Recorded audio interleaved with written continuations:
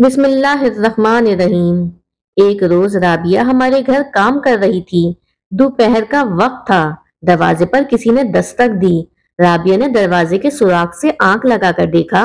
दूसरे ही लम्हे वो परेशानी की हालत में मेरे पास आई और कहने लगी, बीबी जी, जो साहब बाहर आए हैं उनको कह दे कि यहाँ कोई राबिया काम नहीं करती। मैं इसकी बात सुनकर हैरत में डूब गई। हाँ बीबी जी, ये मेरा शौहर है। पहले घर से निकाल दिया और अब ढूंढता फिरता है। आपकी बड़ी मेहरबानी होगी जो अगर इसको ऐसा कह देंगी। मैं भी इतनी अच्छी काम वाली को खोना नहीं चाहती थी, लिहाजा दरवाजे पर गई। ये देखकर हैरान रह गई कि जो शख्स बाहर खड़ा था वो अपने हुलिये से नवाब जैसा लगता था। सामने एक कीमती गाड़ी थी, शायद वो उसकी थी। मुझे वो किसी तौर पर भी एक काम वाली का शौहर ना लगा। मैंने फिर भी उससे सवाल किया, भाई आपको किससे मिलना है? राबिया से बाजी, वो मेरी बीवी है। मुझे किसी ने बताया है कि वो आपके घर काम करती है। नहीं भाई साहब, आपको गलत फहमी हुई है। इस नाम की कोई औरत हमारे घर काम नहीं करती। वो शख्स सामने खड़ी गाड़ी में बैठकर चला गया। मैं राबिया की जानिब पलटी और पूछा कि सच सच बताओ राबिया, ये क्या किस्सा है? राबिया को मेरे घर काम करते हुए 1 साल हो गया था। इसने मुझे कभी शिकायत का मौका ना दिया। वो अपने अतवार और रख रखाव से किसी अच्छे घराने की लगती थी। इसने कहा, बीबी जी, ये बहुत लंबा किस्सा है और काम पड़ा हुआ है। काम से निमट लूं तो बताती हूँ। मुझे तजस्सुस हो रहा था। मैंने कहा, काम बाद में हो जाएगा, पहले ये बताओ कि ये माजरा क्या है? तुम तो घरों का काम करती हो और तुम्हारा आदमी इतनी कीमती गाड़ी में आया है। क्या वो कोई नवाब है? शक्ल और हुलिये से तो नवाब लगता है। नवाब तो नहीं है पर अमीर जरूर है। बहुत पैसे वाला है। बस मेरे नसीब में ही मजदूरी करना लिखा था, सो कर रही हूँ। फिर इसने इन अल्फाज के साथ अपनी कहानी सुनाई जो मैं उसी के अल्फाज में कलम बंद कर रही हूँ। बीबी जी, जिन दिनों हमारी शादी हुई, हमारे रोजो शब भी ऐसे ही मुसर्रत भरे थे जैसे कि किसी चाहने वालों के होते हैं। मेरा शौहर मुझ पर फिदा था। 2 दिन को मैके चली जाती तो रूठ जाते, कहते, राबिया, तेरे बिना मेरा वक्त नहीं कटता। जी करता है कि तुमसे एक पल को भी दूर ना रहूं। मैं ये बातें सुनती तो खुद को दुनिया की खुश नसीब तरीन औरत समझती।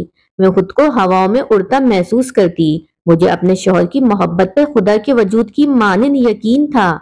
मैं समझती कि दुनिया उल्टी घूम सकती है, सूरज मगरिब से निकल सकता है, मगर मेरा शौहर नहीं बदल सकता। मेरे सरताज के पास बहुत दौलत थी जो उनको विरासत में मिली थी। यही दौलत बिला आखिर मेरे और उनके दरमियान जुदाई का सबब बन गई। 5 साल बाद तक औलाद ना हुई तो उनके रिश्तेदारों ने मेरे शौहर के कान भरना शुरू कर दिए कि ये बेइंतहा दौलत किधर जाएगी, उसका वारिस कौन बनेगा, ऐरो गैरों के नसीब हो जाएगी। औरत बांझ हो तो मर्द को वक्त से शादी कर लेनी चाहिए। बुढ़ापे में करोगे तो औलाद की खुशियां कब देखोगे? हम दोनों रिश्तेदारों की ये बातें सुनते तो हंस देते थे। असल बात तो ये थी कि मुझे अपने ऊपर पूरा यकीन था कि हमारी औलाद ना होने की वजह से ये कभी नहीं हो सकता कि मेरा शौहर मेरी मोहब्बत को भुलाकर किसी और औरत को ले आए। मेरी मोहब्बत तो इनकी जिंदगी थी। मैं तो इनके अंग अंग में बसी थी। भला फिर ये कैसे मुमकिन था कि मोहब्बत का ये 9 लखा हार मेरी गर्दन से उतार कर किसी और की गर्दन की जीनत बन जाता? औरत भी मर्द के बारे में किस कदर खुशफहमियों में मुब्तला रहती है, नहीं जानती कि इस हस्ती को बदलते देर नहीं लगती। एक दिन मुझे किसी ने खबर दी कि मेरे शौहर ने दूसरी शादी कर ली है।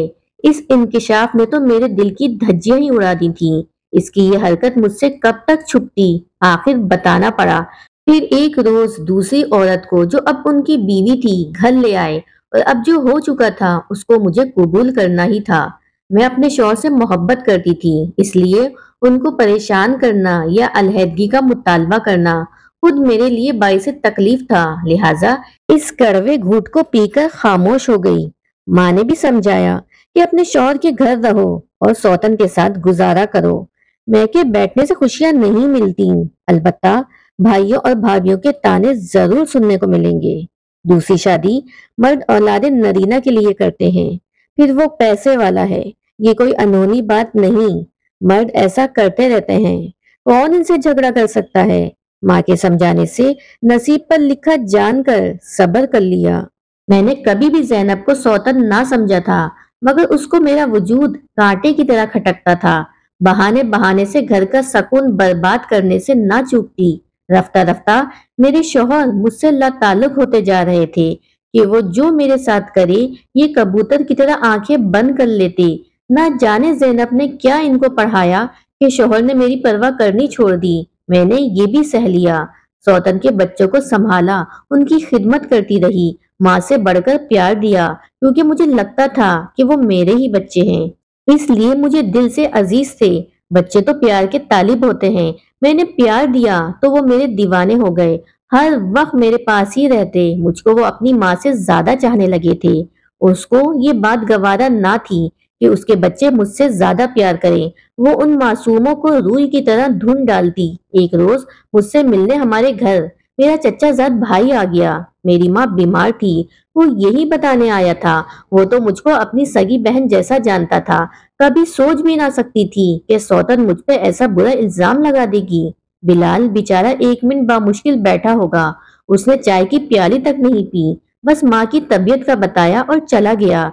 जिसको ना जाने ज़ैनब ने किस अंदाज से मेरे शौहर को बताया कि उसने मुझसे कहा, मेरी गैर मौजूदगी में किन मर्दों को घर में बिठा लेती हो। तुमको लिहाज नहीं आया? वो तेरा चचाजाद था, ज़ैनब का तो नहीं था। फिर तूने इससे पर्दा क्यों नहीं करवाया? हालांकि ज़ैनब तो इसके कमरे में आई भी नहीं थी जहां हम बैठे हुए थे। इसने कहा कि तुम अभी और इसी वक्त मेरे घर से चलती बनो। मुझको ऐसी आवारा औरत को घर में रखने की जरूरत नहीं है। मेरी बेटियां आज छोटी हैं, कल बड़ी हो जाएंगी, तो क्या तेरे ऐरे गैरे रिश्तेदारों के मत्थे लगेंगी? मैं अब तुमको मजीद बर्दाश्त नहीं कर सकता। मैं भला आबाद ही कब थी जो अब बर्बाद हो रही थी। वो सर्दियों के दिन थे, सर पर चादर, न पैर में जूती। उन्होंने मुझे बाजू से पकड़ के बाहर निकाल दिया। कुछ देर बरामदे में ठहरी रही। बच्चे बाहर आए और मुझसे लिपट गए। वो मेरे सीने से लगकर रोते रहे, लेकिन उस जालिम मर्द ने उनको भी खींच के अलहदा करके कमरे में बंद कर दिया और मुझे घर से बाहर निकाल दिया। मैं नंगे पांव शदीद सर्दी में पैदल चलकर अपने वाकिफ लोगों के घर में पनाह ली। इन बेचारों ने मुझे सहारा दिया कि थकन और सदमे से आते ही फर्श पर गिर पड़ी थी। चलते चलते पांव सूज गए थे। वो जो मुझसे मोहब्बत के दावे करता था, उसने आज मुझे 3 कपड़ों में धक्का दे दिया था। अम्मी भी फौत हो चुकी थी। कुछ दिन भाइयों ने रहने दिया, फिर कहा कि शौहर और सौतन को मना लो और अपने घर चली जाओ। क्या उम्र भर इसी तरह धक्के खाती रहोगी? अगर मैं उनसे माफी मांग भी लेती तो कल इससे ज्यादा बुरा सुलूक करते। सो मैंने वहां जाने के बजाय लोगों का काम करना पसंद किया। चंद दिन एक सहेली के पास कयाम किया। काम की तलाश में मेरे दिन यूं ही गुजरते रहे। दिल कहीं नहीं लगता था। कभी शौहर की मोहब्बत और कभी उनकी बेवफाई खून के आंसू रुलाती थी। दुनिया से जी उचाट हो गया था। सोचती काश मैं खुदकुशी कर सकती। कभी दिल करता कि अपने बाल खोलकर, अपने कपड़े फाड़कर सड़कों पे दीवानी सी फिरने लगूं। शायद इसी तरह सुकून मिल जाए। फिर भी खुद पे काबू रखा और एक शौहर की बीवी होते हुए लोगों के घरों में काम करने लगी। काफी अरसे बाद एक रोज किसी ने बताया कि तुम्हारी सौतन को ना जाने कैसा बुखार हुआ है कि वो पागल हो गई है। नंगे सर नंगे पांव लिबास से बेपरवाह घर से भाग जाती है। गलियों में चीखती चिल्लाती है। उसको पकड़कर घर ले जाने की कोशिश करते हैं तो कहती है, मुझे छोड़ दो, मेरा कोई घर नहीं है। फिर दीवारों से सर टकराती और बाल नोचती है। इसका ये हाल सुनकर मुझे बहुत अफसोस हुआ कि मैं बच्चों से मोहब्बत करती थी और पागल माँ के बच्चों का कैसा हाल हुआ होगा ये तो हर कोई जानता है। वो बेचारे तो बहुत खौफजदा होंगे। अगर मैं वहां होती तो उनको अपने परों में छुपा लेती, अपने कलेजे से लगा लेती। न जाने अब उनका क्या हाल हुआ होगा। थोड़े दिनों बाद वो बेचारी घर से सड़क पार करते हुए किसी बस तले आ गई और उसकी मौत वाक़या हो गई। उसके बाद मेरे शौहर को मेरी याद आने लगी। उसने बड़े जितन किए कि मुझे वापस ले जाए। कई बार उसने उन कोठियों के चक्कर लगाए जहां मैं काम करती थी। जब भी मेरा सामना उससे हो जाता, मेरा खून खौलने लगता। उसकी बेवफाई ने मुझे नफरत की आग में जलाना शुरू कर दिया था। मेरा उससे मोहब्बत का रिश्ता शायद खत्म ना हुआ हो, मगर इज्जत और तकरीम वाला रिश्ता नाबूद हो चुका था। جب دل کے رشتے نہ رہیں تو میں دنیاوی رشتوں کے لیے کیوں کر اس سے ناتا جوڑ لیتی۔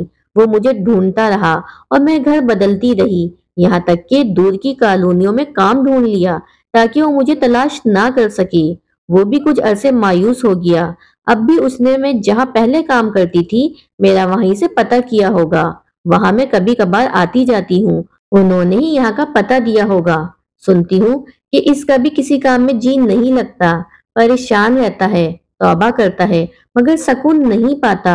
کبھی کبھی بچوں کی خاطر دل نرم پڑ جاتا ہے جو مجھ سے محبت کرتے تھے، جی چاہتا ہے کہ واپس ان کے پاس چلی جاؤں، نہ جانے کون ستیلی ماں بن کر آ جائے تو کیسی ہوگی، مگر یہ کافر دل اس کو معاف کرنے پہ آمادہ نہیں ہوتا۔ انسان پر ایک وقت ایسا آتا ہے کہ وہ اپنے دل سے مجبور ہو جاتا ہے۔